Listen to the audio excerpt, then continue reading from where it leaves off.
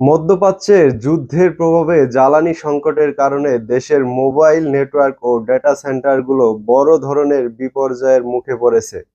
Mobile অপারেটরদের সংগঠন জানিয়েছে, দ্রুত জ্বালানি সমস্যার সমাধান না হলে দেশ জুড়ে মোবাইল ও ইন্টারনেট সেবা আংশিক বা সম্পূর্ণ বন্ধ হয়ে যেতে পারে। মধ্যপ্রাচ্য চলমান যুদ্ধের প্রভাব বৈষম্য জ্বালানি বাজারে যে অস্থিরতা তৈরি হয়েছে তার সরাসরি প্রভাব পড়তে শুরু করেছে বাংলাদেশের টেলিযোগাযোগ খাতে। দেশের মোবাইল অপারেটরদের সংগঠন এএমটিওবি সম্প্রতি বাংলাদেশ টেলিযোগাযোগ নিয়ন্ত্রণ কমিশনকে দেওয়া এক চিঠিতে চরম উদ্বেগের কথা জানিয়েছেন। কি সেই উদ্বেগ, এ নিয়ে বিস্তারিত থাকছে প্রতিবেদনে। সংকটের মূল কারণ মধ্যপ্রাচ্যের যুদ্ধের ফলে আন্তর্জাতিক বাজারে জ্বালানি তেলের সরবরাহ ব্যাহত হওয়ায় বাংলাদেশে ডিজেল ও অকটেনের তীব্র সংকট দেখা দিয়েছে।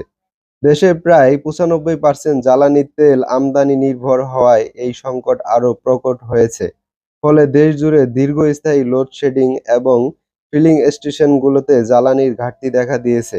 ডেটা সেন্টার ও নেটওয়ার্কের বর্তমান অবস্থা। মোবাইল নেটওয়ার্কের প্রাণকেন্দ্র হলো ডেটা সেন্টার এবং সুইচিং সেন্টার। এএমটিওবি এর মতে কয়েকটি প্রধান ডেটা সেন্টার সচল রাখতে প্রতি ঘন্টায় প্রায় ৫০০ থেকে ৬০০ লিটার ডিজেল প্রয়োজন হয়, অর্থাৎ দিনে প্রায় ৪,০০০ লিটার ডিজেল লাগে। সারা দেশে টাওয়ারগুলো সচল রাখতে প্রতিদিন প্রায় ৫২,৪২৫ লিটার ডিজেল এবং ১৯,৮৫৯ লিটার অকটেন প্রয়োজন হচ্ছে। অনেক গুরুত্বপূর্ণ স্থাপনায় জ্বালানি রিজার্ভ বিপজ্জনকভাবে কমে এসেছে, যা যেকোনো মুহূর্তে বড় ধরনের ব্ল্যাক আউটের কারণ হতে পারে। এএমটিওবি এর মহাসচিব লেফটেন্যান্ট কর্নেল মোহাম্মদ জুলফিকার জানিয়েছেন, ডেটা সেন্টারগুলো মূলত নেটওয়ার্কের মস্তিষ্ক। জ্বালানি সংকটে যদি এগুলো বন্ধ হয়ে যায় তবে প্রভাব পুরো নেটওয়ার্কে ছড়িয়ে পড়বে। এর ফলে দেশজুড়ে ভয়েস কল ও ইন্টারনেট সেবা আংশিক বা সম্পূর্ণ বন্ধ হতে পারে।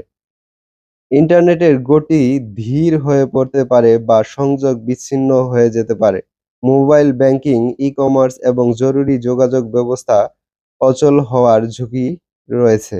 যদি দ্রুততম সময়ের মধ্যে জ্বালানি সরবরাহ স্বাভাবিক না হয় অথবা বিশেষ অগ্রাধিকারমূলক ব্যবস্থা না নেওয়া হয় তবে দেশের ১৮ কোটি মোবাইল গ্রাহক এবং ১১ কোটি ইন্টারনেট ব্যবহারকারী বড় ধরনের ডিজিটাল অন্ধকারের মুখে পড়তে পারেন।